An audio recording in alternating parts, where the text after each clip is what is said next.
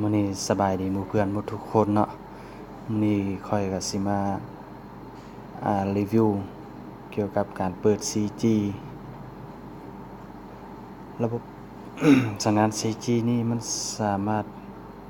รับรองเครื่องรับSamsung J3 แล้วเป็น iPhone 5 เนาะมันจะรับรองได้ 4G ขั้นตอนทำอิฐเฮาเข้าบนตั้งค่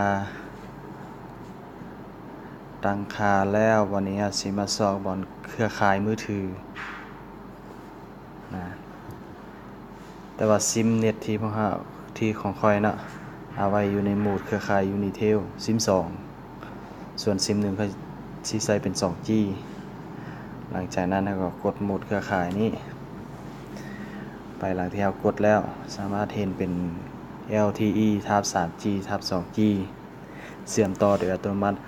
ถ้าไปอยู่ในเขต 3G หรือ 2G มันจะขึ้นออโต้ให้เฮาเลยส่วนเฮาเลือก 3G 2G นี่แม่น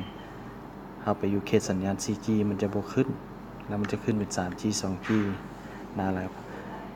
หลังจากนั้นเราใส่ตัว LTE ทับ 3G ทับ 2G เลยเนาะคลิกเข้าตัวนี้ภายหลังนั้นเราสามารถไปตั้งชื่อ Access Point นี้คลิกเข้าไป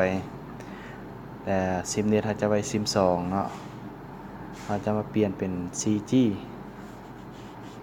Unitel 4G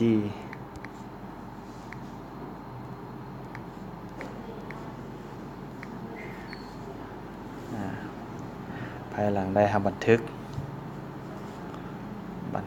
แล้วภายหลังที่บันทึกแล้วเราสามารถเข้าไปเบิ่งอยู่ที่โหมดเครือข่ายนะข้อมูลมือถือนี้อาจจะปิกติ๊กตัวนี้ขึ้นมามันจะขึ้นเป็น 4G เลยนี่ข้าพเจ้าไปปิดก่อนนะเพราะข้าพเจ้าก็ได้ใส่เป็นสัญญาณ Wi-Fi เนาะการเปิด 4G ก็มีแต่ซ้ำนี้เนาะขอให้หมู่เพื่อนลองไป